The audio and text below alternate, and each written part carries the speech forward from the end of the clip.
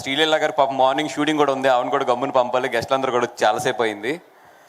First of all కొన్ని బాధ్యతలు ఉంటాయి కాబట్టి స్టేజ్ మీద అండ్ సినిమాకి ప్రొడ్యూసర్గా ఉన్నాను. మా హీరో నితిన్ గారు, ఫస్ట్ ఆఫ్ ఆల్ నేను ఎవరికన్నా థ్యాంక్స్ చెప్పాలి ఈ స్టేజ్ నుంచి అంటే కనుక మా హీరో నితిన్ గారికి. సార్ నిజంగా మీరు లేకుండా ఈ సినిమా ఇంత హ్యాపీగా ఇంత ఎదరికి వెళ్ళేది కాదు. ఎందుకంటే ఇది ముగ్గురు కుర్రోలు కథ, ఒక హీరో యాక్సెప్ట్ చేయాలి అంటే చాలా ఆలోచిస్తారు. కానీ మీరు ఎటువంటి సంకోచం లేకుండా సార్ నాకు సినిమా నచ్చింది, ఇది ఒక కథ కింద నేను ఈ సినిమాని చూస్తున్నాను, నేను డెఫినెట్గా ఈ కథలో ఒక పార్ట్ అవుతానని చెప్పి మీరు నిజంగా వచ్చి అడిగేసి ఈ సినిమాని ఒప్పుకున్నారు. Thank you so much sir.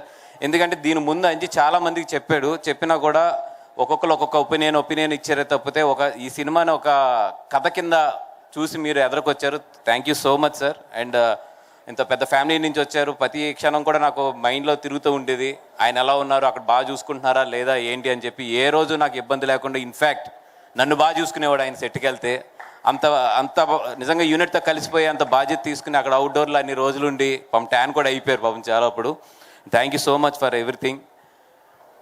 And నిజంగా ఒక మంచి విషయం మీ గురించి చెప్పాలంటే, మొన్న పిఠాపురం అప్పుడు జరిగిన ఇన్సిడెంట్ నాకు ఈ ట్రైలర్ని పిఠాపురంలో చేయడం అనేది చాలా అంటే నేను చాలా ఎగ్జైట్ అయ్యి ఎవరు నాకు సజెషన్ చెప్పగానే బాగుంది, ఐడియా ఎదిరిపోయింది, అక్కడికి వెళ్దాం ఉన్నాను. అప్పుడు నిజంగా నేను నితిన్ గారిని నేను అడగాలి లేదా నితిన్ గారి యాక్సెప్టెన్స్ తీసుకోవాలి అనేది నా మైండ్లో ఎక్కడో స్కిప్ అయిపోయి అది అనౌన్స్ చేసిన తర్వాత నాకు అనిపించింది, అరే హీరో గారిని తీసుకోవాలి కదా అని చెప్పి. ఎక్కడో నా వర్క్ ప్రెజర్లో స్కిప్ అయ్యాను. ఎక్కడో చిన్న టెన్షన్, అరే పెద్ద ఫ్యామిలీ, జూనియర్ ఎన్టీఆర్ గారి ఫ్యామిలీ, ఇప్పుడు నేను ఈ విషయం చెప్పాలి, ఎలాగవుతుంది అని చెప్పి నేను చాలా భజ్జన పెడుతుంటే ఆయన ఫోన్ చేసి, సార్ ఇట్లా ఉంది సిచ్యువేషన్, మీరు ఒకసారి మీ ఫ్యామిలీతో కన్సల్ట్ చేస్తారని అడిగినప్పుడు ఆయన జూనియర్ ఎన్టీఆర్ గారికి కాల్ చేసి మళ్ళీ నాకు కాల్ బ్యాక్ చేశారు. ఆయన ఒకటే చెప్పారు, సార్ నేను మా బావగారిని అడిగాను, సినిమాకు ఉపయోగపడుతుంది, నీ ప్రొడ్యూసర్ అక్కడ 100% కరెక్ట్ అనుకుంటే నువ్వు వెళ్ళి చేసే దీని గురించి ఎక్కువ ఆలోచించొద్దు అన్నాడంటే ఆయన. నిజంగా హ్యాట్స్ ఆఫ్ టు హిమ్. అంటే ఒక విషయాన్ని ఒక సినిమా వరకే ఆలోచించడం అనేది నిజంగా అది చాలా మెచ్యూర్డ్గా ఇచ్చిన సజెషన్ అది. Thank you so much sir. And ఈరోజు నేను ఇందాక కార్లో వస్తున్నప్పుడు అరవింద్ గారు చిన్న స్పేస్ తీసుకుంటాను, నాకు తెలుసు బోర్డు లేదులేండి. ఇందాక నేను కార్లో వస్తున్నప్పుడు ఒకటి ఆలోచించుకుంటూ వస్తూ ఏదో మా వాళ్ళు నాకు నోట్స్ ఒకటి పంపితే దాంట్లో ఉంది, జానీ సినిమాకి ఒక యానిమేటర్ కింద వచ్చి ఈరోజు గీతార్ట్స్లో ప్రొడ్యూసర్ కింద అయ్యాడు అని చెప్పి రాస్తే నాకు ఒక్క నిమిషంలో మొత్తం నా లైఫ్ జర్నీ అంతా కూడా ఫ్లాష్ అవుతూ వచ్చింది. దానికి ఏదో రోజు నేను అరవింద్ గారి గురించి స్టేజ్ మీద మాట్లాడాలి, అది ఈ రోజు కాదు, ఆ రోజు తొందరలోనే వస్తుంది. కానీ ఈరోజు క్లుప్తంగా మాత్రం ఒక మాట చెప్తాను. ఒక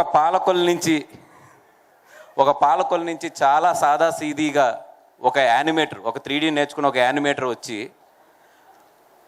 ఈరోజు చిరంజీవి గారు, అల్లు అరవింద్ గారు వీళ్ళందరూ చాలా కష్టపడి ఏర్పరచుకున్న ఒక మహావృక్షం కింద ఒక చిన్న ఏరు కింద బయలుదేరి నేను ఒక చెట్టు అయి ఒక జూనియర్ ఎన్టీఆర్ గారి ఫ్యామిలీ నుంచి ఒక హీరోతో సినిమా తీయగలిగాను అంటే నిజంగా నాకు దేవుడు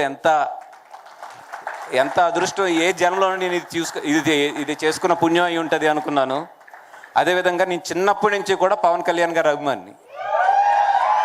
అంటే ఆయన ఖుషి సినిమా చూసి మా నాన్న దగ్గర అంబాసిడర్కి తాళాలు దొబ్బేసి నేను సెల్ఫ్ డ్రైవ్ చేసుకుంటూ హైదరాబాద్ వచ్చిన కుర్రోడిని ఈరోజు ఎంత పుణ్యం చేసుకుని ఉంటే ఆయనతో పాటు ఒక పొలిటికల్ జర్నీలో ఆయన వెనకాల అడుగులు అడిగేసుకెళ్ళగలుగుతున్నానంటే ఎక్కడో ఏదో పెద్ద పుణ్యం చేసి ఉంటాను నేను అని చెప్పి. ఇంత మంచి జర్నీ నాది వెళ్తున్నది.